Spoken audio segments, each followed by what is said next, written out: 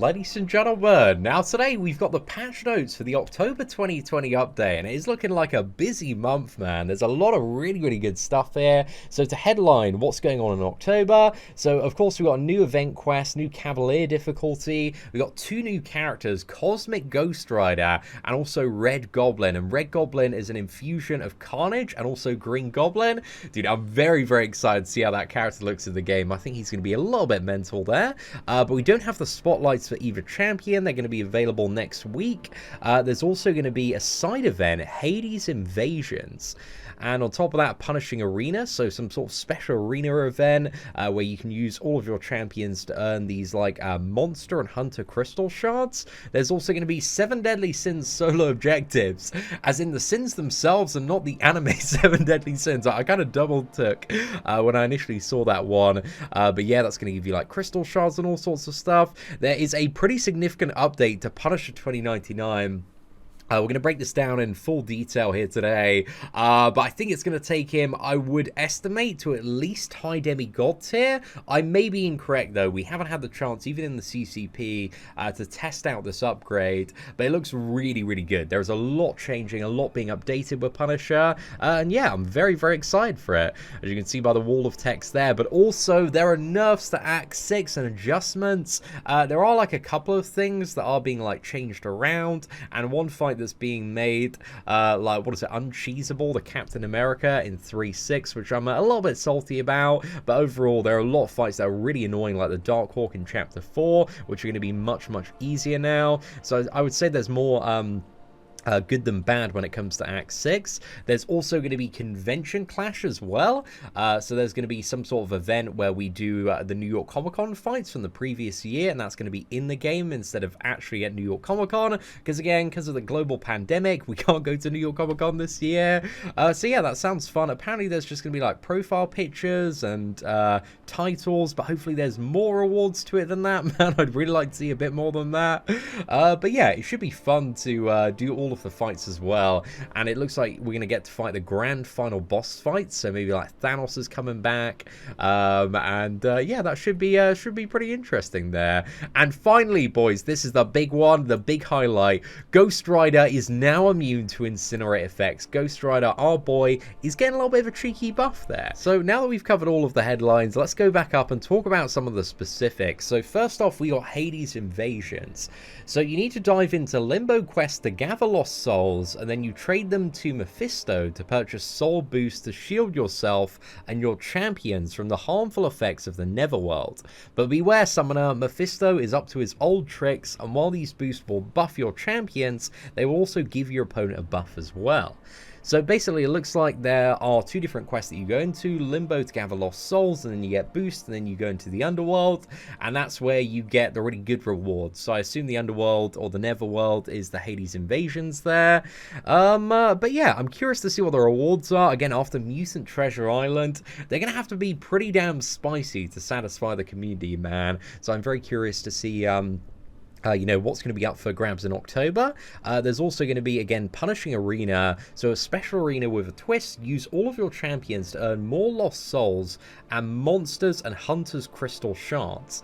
These shards can be exchanged for monsters and hunters crystals, which, like the name says, contain monsters and those that hunt them. So we actually haven't had like a Grandmaster or regular crystal available from a side event in quite some time, so I'm curious to see like whether or not this is going to be the first event where they finally offer like Cavalier shards. I kind of doubt it, man, but I think at bare minimum there should be some Grandmaster crystals on offer there, and hopefully the rates are going to be absolutely terrible.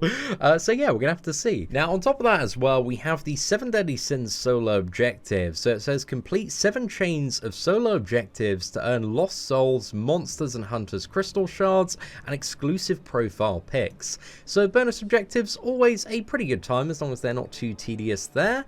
So nice to see those. But now we got the Punisher 2099 upgrade. So there's a lot of stuff here that synergizes crazy with his existing kit, and again, this being an upgrade and not an overhaul, all of this stuff is kind of added in addition to his existing kit as well, at least to the best of my knowledge. So he's got an increase to his base armor and attack rating. His battery now starts at 40% and charges even faster. So currently it starts at 25%, so that's increased to 40%, and the delay which it charges is reduced to every 3.5 seconds. This is currently 5 seconds, so it makes it much quicker and much easier to get to 100 battery and enter overdrive. Increases the starting charge bonus from signature ability, so if you've got them awakened, that's going to charge even faster. And also the Captain America synergy. I think all of this combined, man, means that you can get into overdrive very, very quickly if you do have him awakened and Captain America on the team.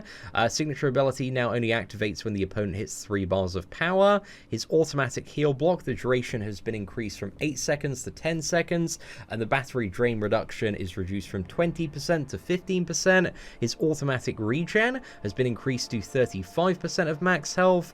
His automatic power drain and power lock from the awakened ability has been increased from 5% to 15%. The duration of the power lock as well has also been increased and reduced the battery drainage from 50% to 40%. This one is really nice as well. The heavy attack stun battery drainage has been reduced from 15% to 10% there. Overdrive now also drains the battery more slowly and reduced the drain from 0.5 seconds per battery to 0.4 seconds. Overdrive attack bonus now gives 150% attack rating for the entire duration of overdrive. And I would say this is probably one of the biggest points when it comes to Punisher, because the way that it works currently is your overdrive attack bonus is related to the battery you have. So this diminishes really, really quickly. It starts off like quite good, but like after a few seconds, if you're not spamming special 1, it just goes down into a really underwhelming point. So that is like a huge thing for the character. It means that you can kind of like push his battery down now and use like special 2s and special 3, because currently in order to maintain that attack bonus you need to just like spam special 1, and it's just like really tedious, man. So yeah, that's really good. Also the special 1, the battery charge gain has been increased from 16% over 8 seconds to 20% over 10 seconds, so like 2 additional ticks on that, which is quite nice. The special 2, reduced battery drain from 20% to 15%. Critical rating bonus has been increased from 30 to 40%. Also, the duration of armor breaks from the grenade launcher has been increased from 10 seconds to 15 seconds, and the armor reduction has now been increased to -60% and can now stack as well. Now, as far as the character's damage output goes, this along with the 150% attack overdrive bonus at all times is huge for the character, because he also has the second line on the special 2, which if you have at least 10% charge, it expends that to double the duration of the armor break debuff. So with that 15-second one on the base, it means it's going to be a 30-second armor break debuff that can now stack up to 2 times. So it's going to be crazy, man. If you can enter overdrive, like fire off a special 2, get that initial armor break, rinse to another special 2 as well, then you're going to have a -120% armor reduction. Again, these are very big armor breaks, so it's going to really scale up the damage a fair bit, I would assume, with the 150% attack bonus. And all while your overdrive is draining slower as well. So yeah, this seems like a really, really good thing. But one thing to note as well, and this is really, really big, is if you've forgotten this ability, like while in overdrive as well, the opponent gains 90% less power from Punisher's hits. So you can play like very, very aggressively in this mode of gameplay with like backdraft intercepts, and the opponent is gaining no power. So this, combined with like the massive boost to his damage output, is finally going to make him a really, really interesting character, at least on paper, man. So yeah, that seems really, really good. Then next up, on a special 3, they've reduced the battery drainage from 50% to 40%, also changed it to a degeneration type with added effects, and we'll talk about that effect in a second. Damage has been increased to 220%, and the duration has been increased from 10 to 20 seconds. And this is actually really, really good because of the secondary effect on the special 3, which reduces the opponent's power gain rate by 90%. And I think, I'm not 100% sure, but I think this applies to like all forms of power gain, so it's almost equivalent to a 20-second power lock off the special 3. And if it is, that's going to be really, really good for all sorts of scenarios. But yeah, that can like, I assume tie you over in terms of power control. Like, you throw it maybe after a special 2 or a couple of special 2s if you have like enough battery gain there, and then you can basically cause the opponent to gain like no power until you reach overdrive again. So I don't know if it's going to work exactly like that, but yeah, that could be very, very interesting for power control matchups. I'm really excited by that, man. So overall, when it comes to like Punisher's core kit, he's going to gain battery much faster, start with higher battery, everything like drains battery slower and cost less battery as well. So yeah, it's just looking really, really positive. And also the overdrive attack bonus and the armor break bonus and duration is significantly increased as well. So I think all of this is going to come together to hopefully elevate him to around the level of a high demigod tier champion. Maybe if we are lucky, a little bit higher. I don't think he has like any crazy beyond god tier potential. But yeah, I'm curious, man. Again, I haven't tested out this character, so I'm just making estimations based off the numbers and his kit, but he does look very, very promising. And also, along with the updates as well, there are some updates to some of his synergies. So basically, the Punisher synergy has been buffed by 5%, so he starts with what is it, 25% of his max power with Punisher, and also Punisher's Fury and Bleed ability accuracy with the Synergies up to 25% as well. There's also the Loyal Minister synergy with Captain America, which increases the amount of starting battery now by 25%. So if you have the synergy on the team, it's instantly 65%. And I imagine with the Awakened ability, you're going to start like between like 80 and 90, I would assume. So yeah, it's just going to be very easy to hit overdrive with the synergy. Also, Captain America gains more attack rating, 15% to 20% while the opponent is under the effects of a stun or fatigue debuff. However, they've also added Captain America World War II and Captain America Infinity War to this synergy. So I think with like Captain America Infinity War, this could actually be quite insane, because 20% attack bonus while the opponent is under the effect of stun. Captain America Infinity War is like, he's just parry heavy, man. It's like, even like parry heavy special 2, you're doing like all of your damage pretty much while the opponent is stunned. So this could be really, really good for Captain America as well. So yeah, actually, I didn't even like read that first line on my first read through, but that seems like really, really good.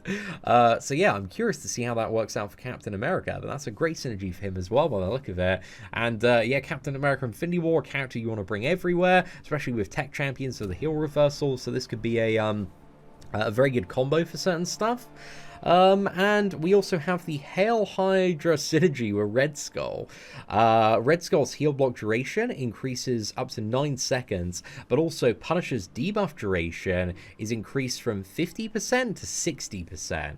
I'm thinking, man, with the armor breaks, with the power lock on the special 3, and the power lock on his awakened ability as well, and the heal block, this could be really, really good. This synergy could be crazy for Punisher. So yeah, I wouldn't sleep on that one, man. I think that's going to be really good for amping up his damage, because that brings the armor breaks to maybe about 40-45 seconds in terms of their overall duration. So yeah, I kind of skimmed over that one on my first read, but reading that again, man, that seems like it could be really, really good. We've also got the teammate synergy with Dr. Doom. I don't think that one's too spicy. I think it's like Perfect Block or something. And we got Nemesis synergy with Guillotine 2099. I think that one's crit damage, but I may be incorrect there. So yeah, overall, at least on paper, man, the Punisher update is looking really, really spicy. But also on top of that, we've got an update to Act 6, and this is pretty significant. There's a bit of a weird one to start off with. So, Chapter 1, Quest 5, the Cavalier Crossbones, they are replacing the Biohazard node with Poison. So this kind of changes the requirement, and at first I was like, oh, that seems like a bit of a rubbish change, because I feel like it limits the fight a bit more looking at Poison immune champions, but thinking about it more, I think it actually creates like even more options. So they're replacing the Biohazard node with just a standard Poison node. It's 100% of your health over 30 seconds there, so instead of like you need a bleed character, it's now need a poison immune champion, or somebody that can remove a single debuff, or Nick Fury synergy, or Professor X synergy. And I think thinking about it and looking at the chart, I think it opens like more options and counters overall to this Crossbones fight, it means there's certain characters you can play a bit more aggressively, but it also does take away some champions that, you know, are really good right now for that fight, but are going to be a little bit rubbish after this change as well. Like Colossus, for example, doesn't have poison immunity. Recently, Apocalypse, like Old Man Logan when he's ranked up, like King Groot as well. I don't think he's going to be able to do this fight now. Man Thing, I think some people got some Man Thing and Morningstar takedowns at some point, so it does take away a few options, but again, it brings in all of the poison immune characters and a lot of characters that are already really good for the fight, like Iceman, Clairvoyant, a lot of the robots, Dragon Man, are going to be still really good. Maybe brings in the option of Mephisto, a lot of the Beyond God tier Cosmic champions. I think like Hyperion, potentially, Medusa, maybe Kamala Khan with Synergies. Captain Marvel might be quite good now. But again, Nick Fury has the synergy to remove poison with, what is it, Deadpool. So if you have that synergy, you can bring like any character in with Nick Fury. And Professor X has a very strong poison resistance synergy. So as long as you build him up, I think just bringing him into the team, you get like enough resistance to survive the fight.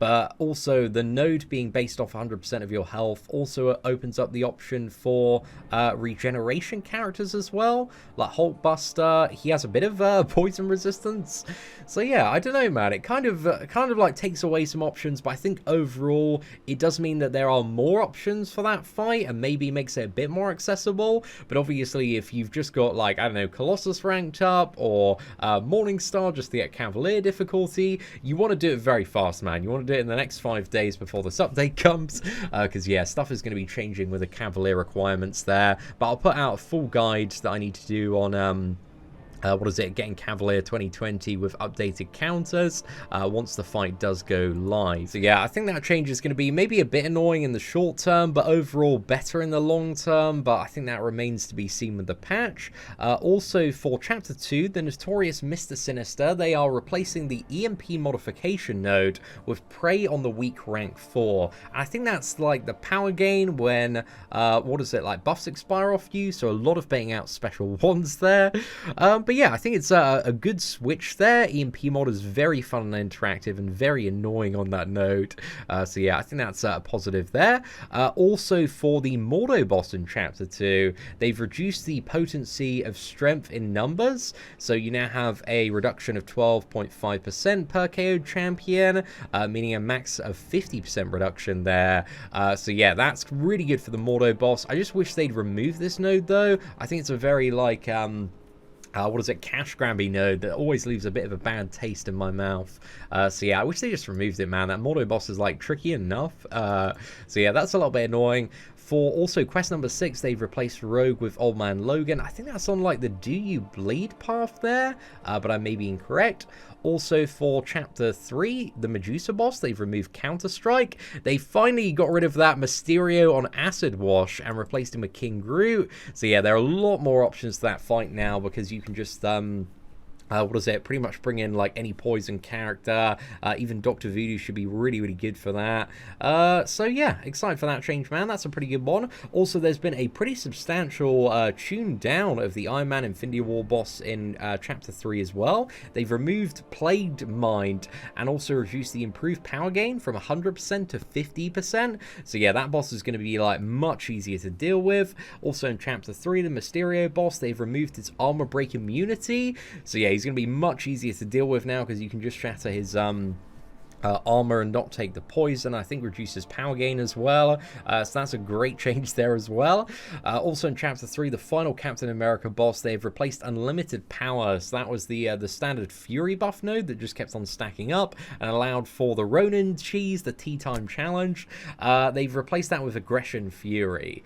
So if you were using Ronin, this is bad news because he is going to be, you know, non-cheesable now. However, if you're using any other character, I think this is better because it means that there's not going to be Insane Fury, as long as you, tap him and stay fairly aggressive. But I think overall, it's a little bit annoying, at least in my opinion. Not really the best change out there. I'd prefer if they just remove that, like, super annoying, like, you need to crit to deal damage on this fight node, because that one, yeah, is just a massive pain there. Also, in Chapter 4, they have, for Venom the Dark, on 100%, they've replaced Spectre with Electric Fluctuations 2, so that should be pretty good. Quest number 2, Taskmaster, they've removed Terminal Velocity. The Darkhawk boss, this is a big one, man. They've removed Raptor upgrades. So currently he starts with 30 seconds unblockable. So yeah, that sucks, man. It's so annoying. But now you don't need to worry about that. So that's a great time. That makes that Darkhawk boss so much easier in comparison. So I'm very, very happy to see that one, because that Darkhawk boss was such a menace to deal with. Chapter 4, Quest 4, I think this is on the diss track path. They've replaced Iceman with Havoc. It's a pretty good change there, man, because he's pretty fun and interactive and very annoying to deal with unless you had Silver Surfer there. But Havoc is still, like, he's a pretty fun and interactive champion, so they kind of replace like one pain with like another pain on that path. So yeah, I guess it's a slight improvement. It's actually, I think, worse improvement if you've got Silver Surfer. So yeah, I don't know about that one, man. And then they've also, in Chapter 4, Quest number 4, for Arcus, they've replaced EMP modification with Buffet rank 1. Then also for Chapter 4, Quest number 5, the Hydra Adaptoid boss, they've reduced his champion boost from 600% to 300%. So I'm not too sure that was maybe the most requested change, because that boss certainly isn't the worst one in Act 6. But, you know, it's a nice little tone down, makes him a bit easier to get through there. So yeah, overall, there's some good changes. There's some slightly annoying changes, but I would say overall this is more of a positive than a negative. But there are, you know, ways that you can look at some of these changes, definitely with the Captain America one, and maybe with the Crossbones boss one as negative as well. So yeah, it's not like all wins there, but I would say overall it's more good than bad. So it is what it is there. Hopefully there are going to be more changes coming to all of the fun and interactive paths, and they continue to, you know, just hack at Act 6 and make it a bit more fun, because I still feel like they didn't, you know, remove the right nodes and change the right stuff when it comes to stuff like the Mr. Sinister boss. I think they should have also replaced the, you need like a Fury to deal damage, and you get Poison node just with a Poison node as well, because I think that Fury criteria is just really, really annoying and very unnecessary. Then finally, we're going to have the opportunity to fight the daily and grand final boss fight seen at New York Comic Con in 2017, 2018, and 2019. So at least to the best of my knowledge, I think year 1 was like a Maestro and then a harder Maestro. And then year 2 was the first, Thanos that we had with the Gauntlet. And then it was an even harder version of that Thanos, so like Heal Block as the big final one. And the last year was the Thanos that came out with Avengers Endgame. I think it was just a single Thanos, I think, that time. And then there was the champion final boss as well. So yeah, those boss fights, they're going to be fun to do, man. I hope there's like some spicy shard rewards as well. But there's going to be like a profile picture and titles. So I kind of hope there's like a little bit more to it than that. But it's going to be fun for video content, man. I'm really excited for the challenge, because those bosses are all very, very enjoyable to fight.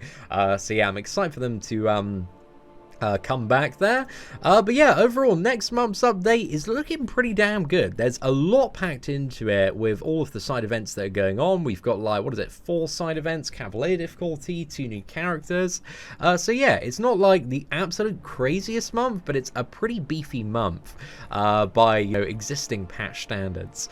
So ladies and gentlemen, let me know your thoughts on the October update for Marvel Contest of Champions. Are you excited for it? Which aspect of the update are you looking forward to the most? Let me know in the comment section below. But aside from that, thank you very much for watching. Take care, and I hope that you have an absolutely fantastic day.